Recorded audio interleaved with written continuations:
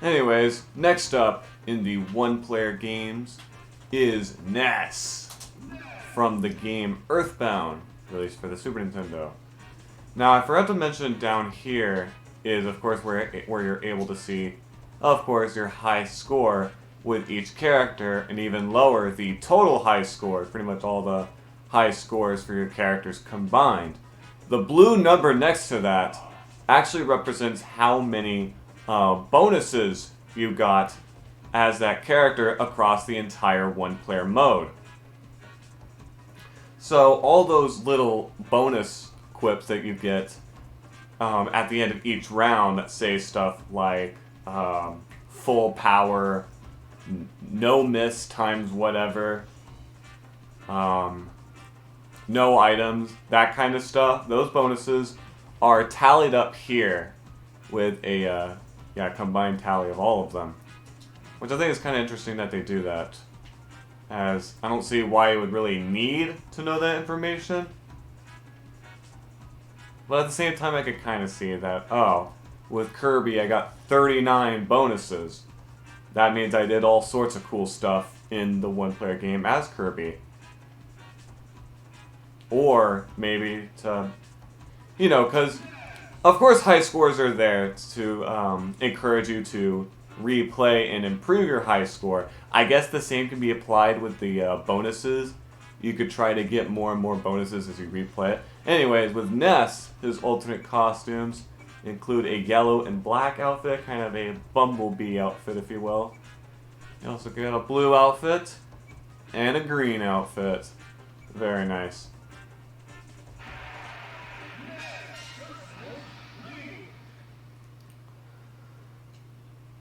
Alright, so how Ness works in this game is that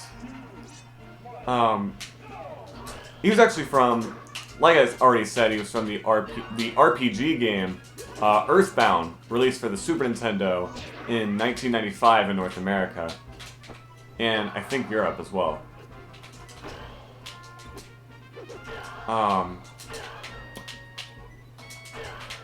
Now, how in the game, I've actually never played Earthbound, so I might not know all of the details about exactly how Ness was just this boy that lived in, I believe the town Onet, I believe is the name of it. But yeah, I believe in the beginning of the game, a ship crashes in front of his yard, and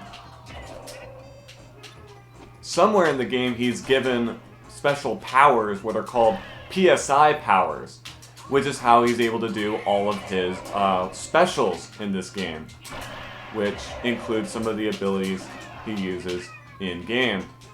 These include his neutral special, PK Fire. Uh-oh. Which pretty much, yeah, he shoots forward a fire projectile.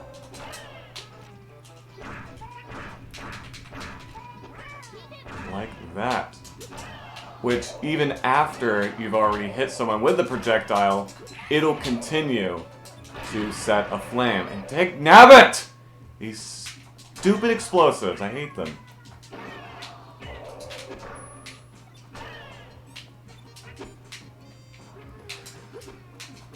He also has a baseball bat, by the way. Not to be confused with the home run bat item that you can pick up. It even has the same sound effect when you hit someone as the home run bat item, which is interesting.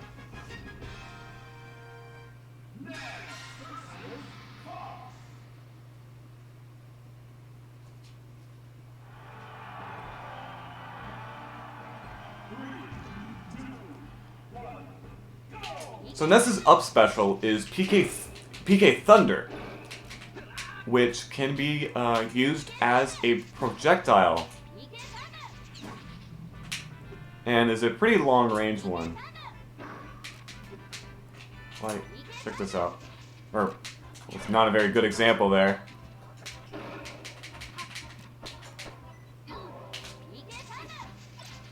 Oh, that didn't work. But yeah, it's got quite the range. Now, PK Thunder can actually also be used as a recovery for Ness. It's pretty tricky to figure out. I mean, I didn't figure out how to use it as a recovery until much later. But yeah. So Ness's down special is a PSI Absorb, where you're able to absorb projectiles, and they can be able to heal you. Apparently, our opponent Fox doesn't seem to know that, and will just keep blasting away, even though it's going to do nothing to me. Should probably stop.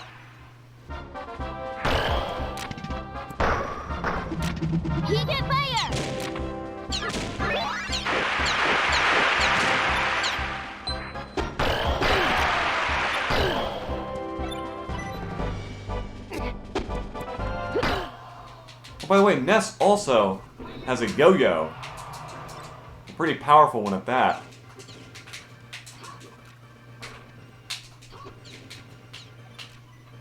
You can also kind of hover a little, which is kind of cool. Uh-oh.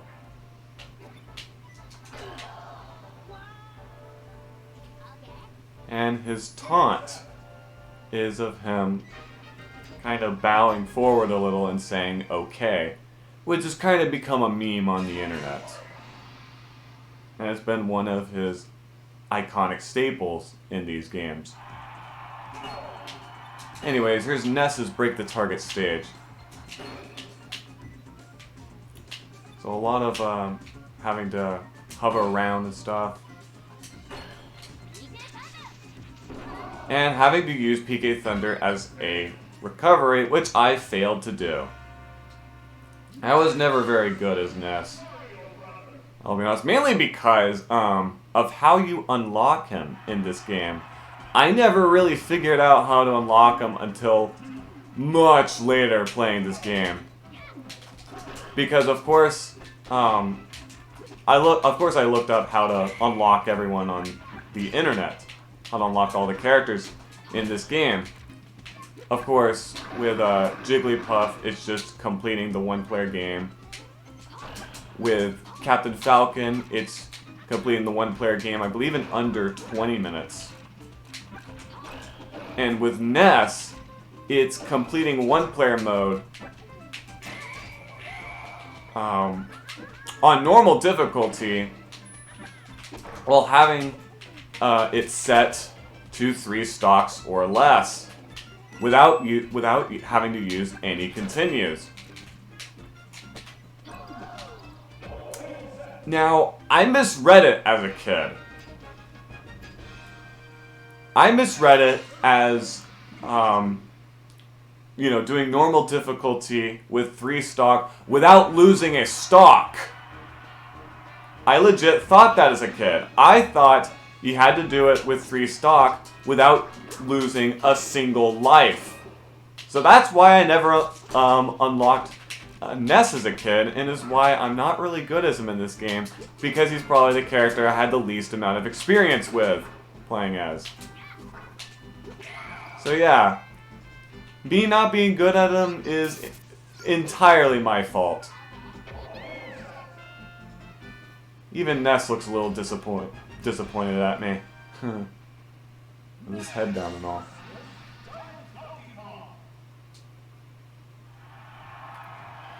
So, Earthbound is a pretty interesting game because it actually comes from a franchise, despite in North America being labeled as kind of a standalone game, especially at this time. Oh, by the way, with PK Fire, if you use it in mid-air, it'll actually be shot downwards in an angle. I thought I'd point that out. Never did before. Anyways, in Japan, Earthbound is part of the Mother series, a series of turn-based RPGs, all by the same creator, of course, that star different protagonists and have different casts of characters. but all kind of have the same tone and same kind of gameplay elements. It started on the NES with the original Mother, or technically the Famicom, because it wasn't released in North America or Europe, but rather exclusively in Japan.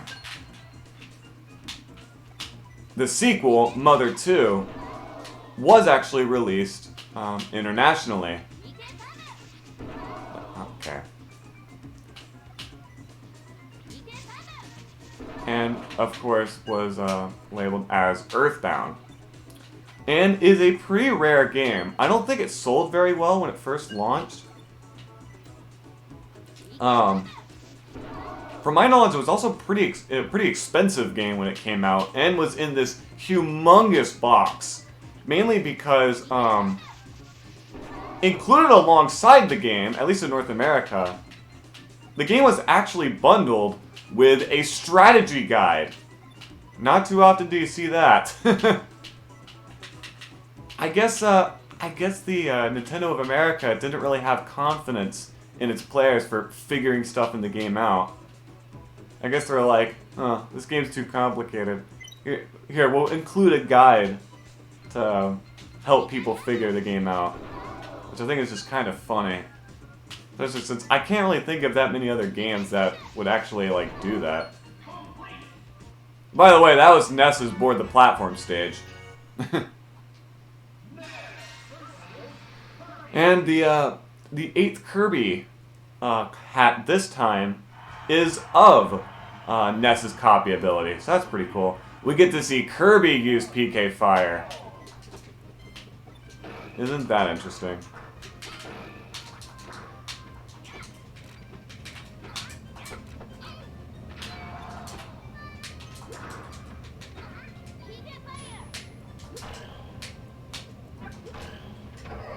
Anyways, after Earthbound, or Mother 2 as it was known as in Japan, was released, there was supposed to be another Earthbound game on the Nintendo 64. Specifically for a failed accessory for the Nintendo 64, the Nintendo 64 disk drive, which was supposed to be kind of a successor to the Famicom disk drive. For the Famicom, the Japanese equivalent of the NES, for those not aware. It was supposed to be like a disk drive for the Nintendo 64 that allowed for bigger games, since they were on discs rather than cartridges. Well, I say that, they're not really compact discs, but rather just kind of like a optical floppy disk in a way. To where they could hold 64 gigabytes, as opposed to the... Wow, okay. There we go, now I have a better bat. And a Pokemon on my side. Coughing!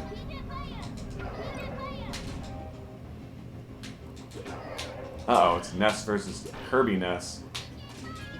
There we go, we got to see Kirby use PK Fire. My life is now complete. But yeah, there was going to be an Earthbound game, or a Mother game, on the Nintendo 64 disk drive. The disk drive was released only in Japan, and it was a huge flop, so it was never released internationally. And a lot of the games developed for it were either moved to the normal Nintendo 64, or were just straight up cancelled, like Earthbound 64. And instead, the third of the Mother series was instead released for the Game Boy Advance in 2006, once again, only in Japan. It starred the character Lucas, which would actually become a playable character in Super Smash Bros. Brawl. And it would kind of be one of the only instances of Mother 3 being a thing outside of Japan. And of course, over the years, because of Smash Bros. Brawl, people have been clamoring for Mother 3 to get an international release. But to this day, as of the time I'm recording this, it has never happened.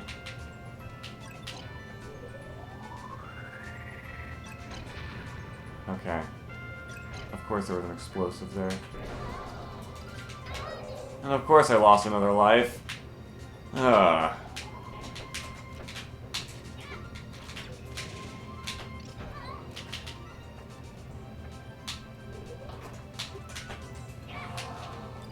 Ness is a pretty powerful, pretty strong grab, I must say. It's weird.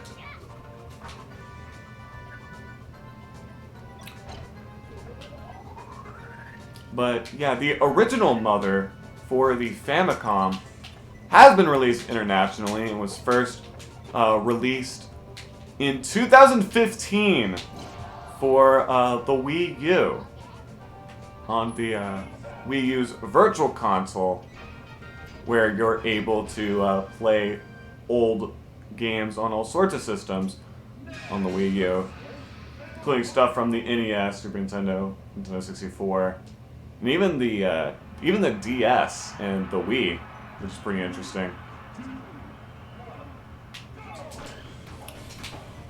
And recently, it was released once again on Nintendo Switch Online. So you're able to play it on there, along with Earthbound.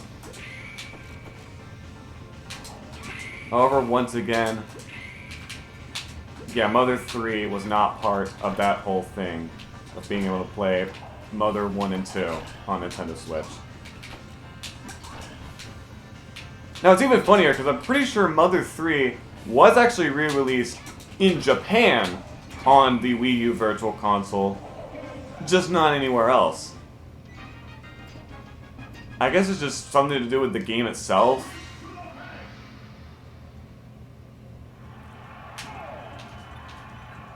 I think there's some stuff in the game that might be considered too risque for international audiences. Like stuff that Japan is more comfortable discussing in stuff like media like video games than anywhere else. From what I've seen, that's the only reason I can think of for the game not being released in Europe or North America.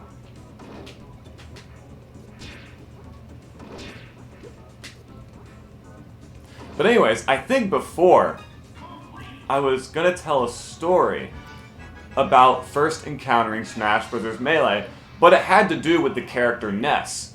So the first thing I ever saw in Smash Bros. Melee as a kid, when I first laid eyes on it, was the character select screen.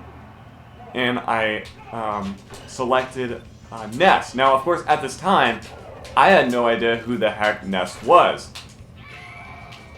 And it was even, because of his red cap and such, I confused him with Ash Ketchum from Pokemon. I legit thought he was Ash Ketchum. I know, pretty funny. God, I just need to avoid the, those freaking container items.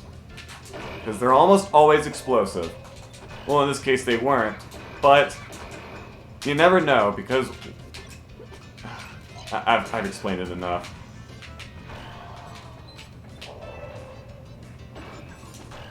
There we go.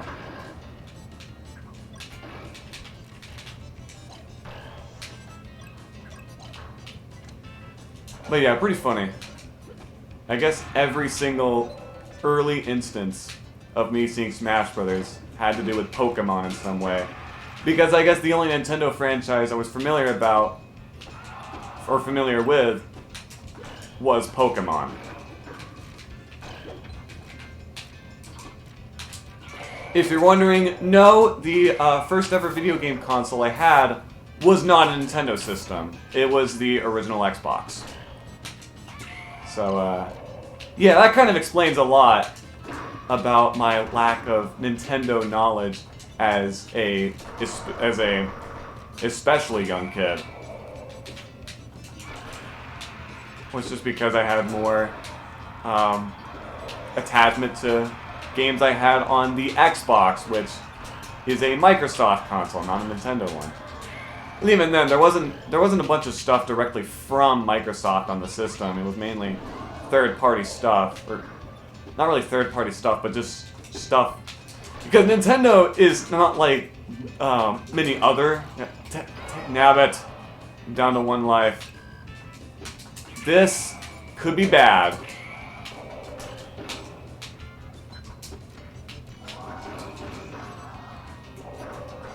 But yeah, anyways, because with Nintendo, you know, they both develop games and make systems. Well, you see Sony and Microsoft don't really do that much. Because, especially with Microsoft's most popular franchise, Halo, it was developed by Bungie, and later on 343 Industries. But, yeah. Of course, I didn't play Halo as a kid, but rather I had some stuff like, I think I had like a collection of Sonic the Hedgehog games. Thanks a lot. Oh no, it's Clefairy mimicking, I believe, Beedrill's ability, which is summoning a whole bunch of them itself to wipe across the screen. And there we go, Pokemon finish. Very nice. And now we have to deal with Master Hand with only 1 life. Who knows how difficult this is going to be.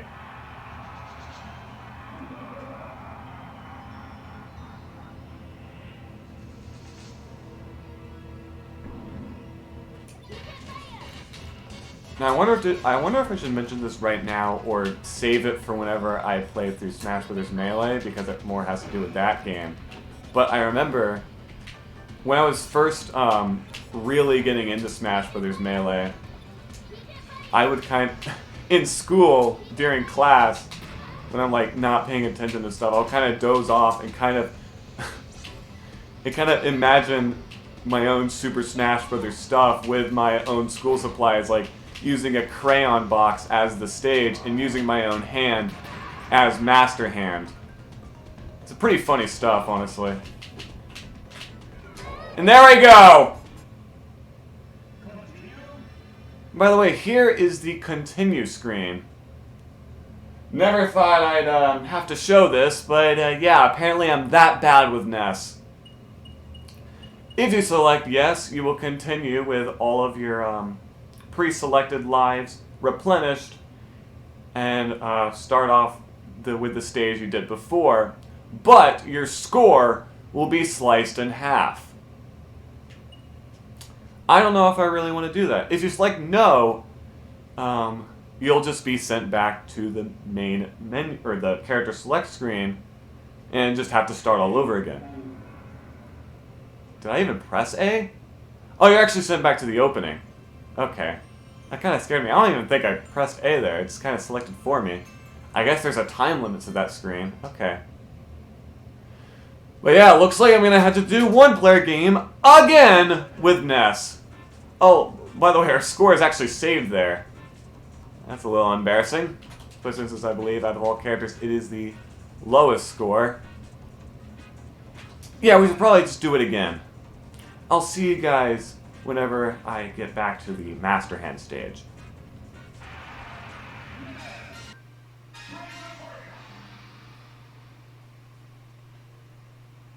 Maybe I'll actually be able to do the break the target stage successfully this time.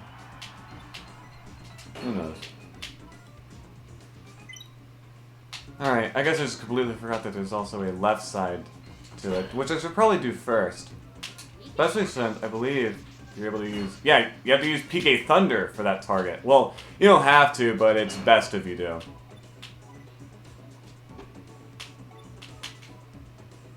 There we go. Oh yeah. Ooh, maybe I should... Will I be able to? I think I will. I believe you're able to use PK Fire in order to get these two. Yep. Alright. Because the flame still sparks even after it's hit its first target. And there we go. We did the target test successfully this time. Wonderful. Ness versus Mario Brothers. Also, did the announcer say Mario Brother there and not Mario Brothers? That's a little odd. Alright, I now have 2 lives to defeat Master Hand with. And we have a way higher score than last time, this time, thankfully. Alright. Can we defeat Master Hand this time? Probably.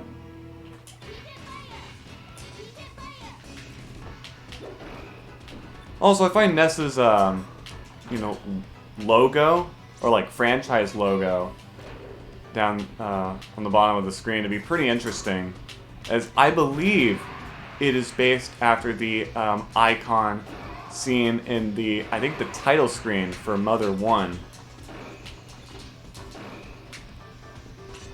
And it's kind of like the central logo of the Mother logo. In, the center icon of the Mother logo. Not really sure about Earthbound, the Earthbound logo, the North American name for Mother 2, but definitely for the Mother franchise. So, it makes sense.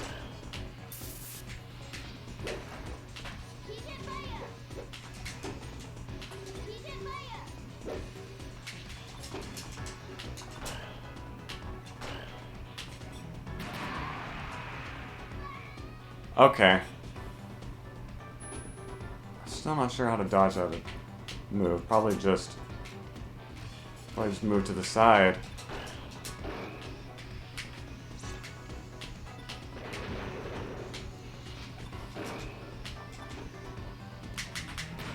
That doesn't work because he follows you.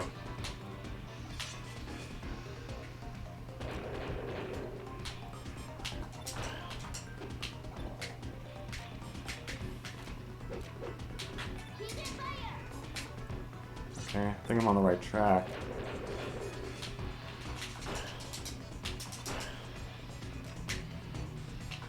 One more hit. Come on.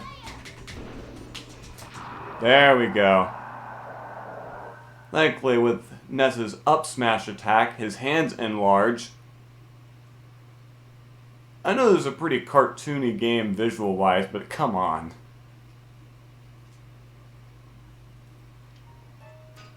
There we go. With just one stock remaining, we got a normal clear, speed king, and smashless.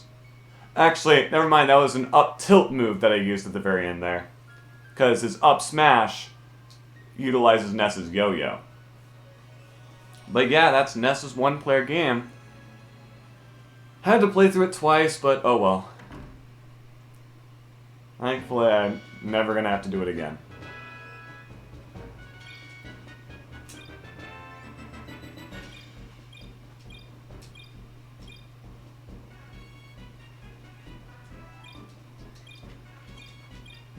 Now, I want to say the creator of the Mother series' name is in the credits. Probably in the special thanks. Rachel Lillis is the voice of Jigglypuff. I'm guessing because she was part of the, what do you call it? The 4Kids cast for the Pokemon anime. There he is! Jigasatui Toy.